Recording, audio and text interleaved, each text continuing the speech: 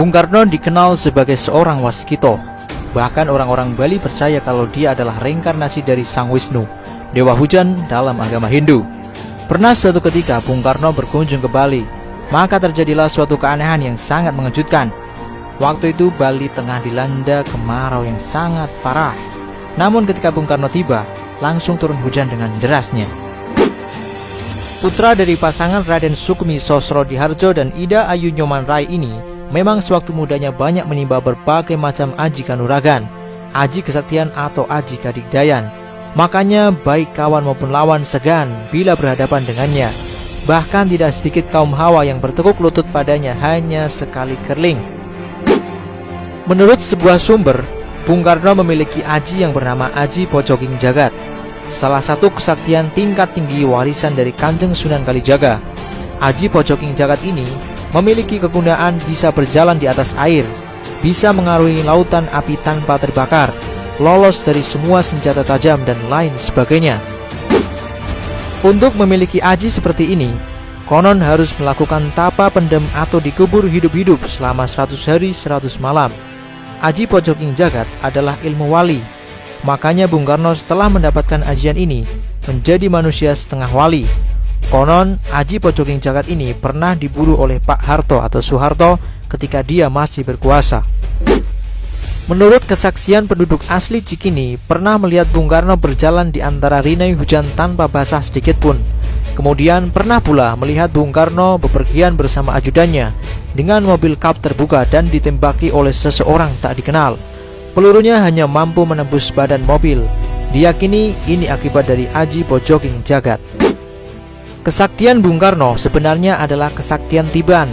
Tiban adalah suatu istilah Jawa yang berarti kesaktian yang dimiliki tanpa proses belajar. Waktu lahir, Soekarno bernama Kusno. Ia sering sakit keras, kemudian diganti namanya menjadi Soekarno. Setelah sehat, datanglah kakek Soekarno, yaitu Hardjodikromo, datang dari Tulung Agung untuk berjumpa dengan Soekarno kecil saat itu. Sang kakek melihat ada sesuatu yang lain di anak ini. Kakek Soekarno sendiri adalah seorang yang sakti. Ia bisa menjilati bara api pada sebuah besi yang menyala. Rupanya di lidah Soekarno ada kemampuan lebih, yaitu mengobati orang. Dan ketika dicoba pun sakit orang tersebut sembuh. Kakek Soekarno tahu bahwa kesaktian ini harus diubah agar cucunya jangan hanya menjadi dukun, tapi harus menjadi seseorang yang amat berguna bagi bangsanya. Hardjodikromo adalah seorang pelarian dari Jawa Tengah yang menolak sistem tanam paksa kultur style Selvan dan Bos. Ia ke Tulung Agung dan memulai usaha sebagai saudagar batik.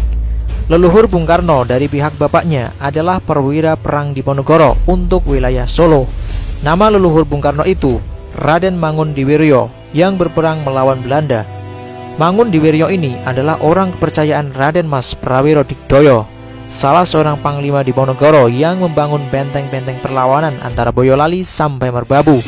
Setelah selesainya perang di Diponegoro, Raden Mangundiwiryo diburu oleh intel Belanda dan ia menyamar jadi rakyat biasa di sekitar Purwodadi. Mangundiwiryo memiliki kesaktian, yaitu ucapannya bisa jadi kenyataan. Istilahnya Idu Geni. Rupanya ini menurun pada Bung Karno. Melihat kemampuan Idu Geni Bung Karno itu, kakeknya Hardjodikromo berpuasa siang malam agar cucunya bisa memiliki kekuatan batin. Pada suatu saat, Hardjodikromo bermimpi rumahnya kedatangan seorang yang amat misterius, berpakaian bangsawan, keraton Mataram, dan mengatakan dengan amat pelan bahwa cucumu adalah seorang raja bukan saja di tanah Jawa, tapi di seluruh Nusantara. Kelak Hardjodikromo mengira bahwa itu adalah perwujudan dari Ki Juru Martani, seorang bangsawan Mataram paling cerdas. Sejak mimpi itu, kemampuan Bung Karno menjilat dan menyembuhkan langsung hilang, berganti dengan kemampuan berbicara yang luar biasa hebat.